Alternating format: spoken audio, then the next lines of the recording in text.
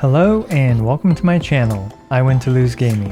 The 2.3 livestream has come and gone. In this video, we'll be taking a look at some of the crazy buffs and new stuff that patch 2.3 is bringing to us.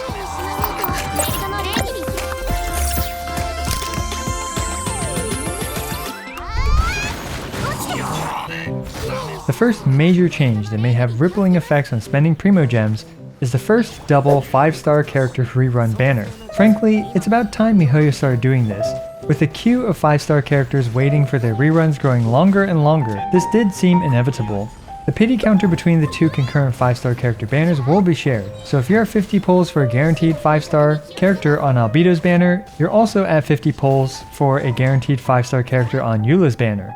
I'm really curious to see what the weapon banner is for Albedo and Eula. Albedo's original banner had the Summit Shaper as the featured 5-star weapon, which isn't the best in slot weapon for any character in the entire game. Eula's signature weapon is the Song of Broken Pines, so it's likely the weapon banner will have the Song of Broken Pines. Anyway, moving forward, this has some interesting stipulations if we end up seeing more concurrent 5-star rerun banners. Will the weapon banner feature both their signature weapons? Depending on the multiple 5-star rerun banners, this could provide really high value for future weapon banners. And Mihoyo doesn't appear to be shy with great weapon banners like the Staff of Homa and Elegy banner.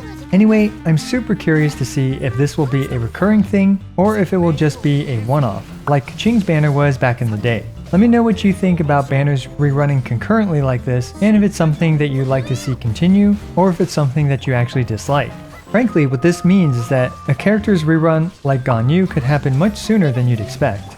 After the double 5-star rerun banners, we are back to the traditional Genshin formula of a new character Arataki Itto along with a new 4-star, Goro, who will be ran with Arataki Itto's signature weapon, the Red Horn Stone Thresher. The livestream clearly stated that Arataki Itto's attack stat will increase based on his defense. This means a few things. Arataki Itto will likely have a ton of attack, like at least 4,000 attack, similar to Noelle, who has a very similar ability.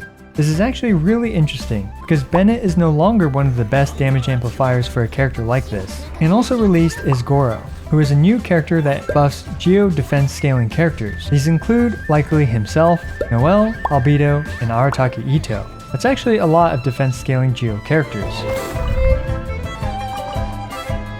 But that's not all. Next, let's take a look at the new artifact set, Husk of Opulent Dreams. We now have a clear best in slot artifact set for 3 characters, Albedo, Noelle, and most likely Arataki Itto. I'm not sure if it's going to be the best in slot set for a Constellation 6 Xinyan, but sadly the game just hasn't really cared about Xinyan since her release. The crazy thing about this artifact set though, is that it is head over heels better than any other option for Albedo, providing a colossal 54% defense and 24% geo damage. In comparison to the 2-piece Archaic Petra, which was Albedo's best option and only option for his elemental skill Blossom damage, the new Husk artifact set boosts his damage by a massive 28%.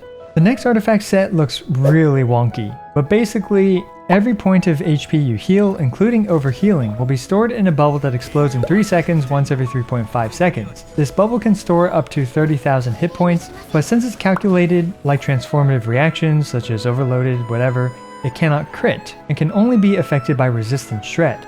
In other words, with massive healing, the bubble can be a cheap way to do a bit of extra damage. However, if we're being generous and say that this artifact set provides you with 10,000 extra DPS, which is honestly pretty impossible for any healer to sustain the entire time, but that's besides the point, then this artifact set would be able to kill the Primo Geo Bishop alone in around 80 seconds. Not great, but not entirely negligible. Keep in mind that Bennett won't be able to fully capitalize on the overheal mechanic, because he stops healing at 70%. Now, I'm going to be completely honest, outside of some early game shenanigans with this artifact set won't have a huge impact in most situations. However, I do think Kokomi benefits the most from this set, but obviously any healer can make use of a little bit of free damage. Interestingly, Chi-Chi might actually be a good user for maximizing the bubble burst damage because she is cryo and can apply superconduct. I'm assuming that the bubble will be white number physical damage, similar to weapon procs, but we'll have to wait and see if all this is true once it's released. Regardless, even with this artifact set,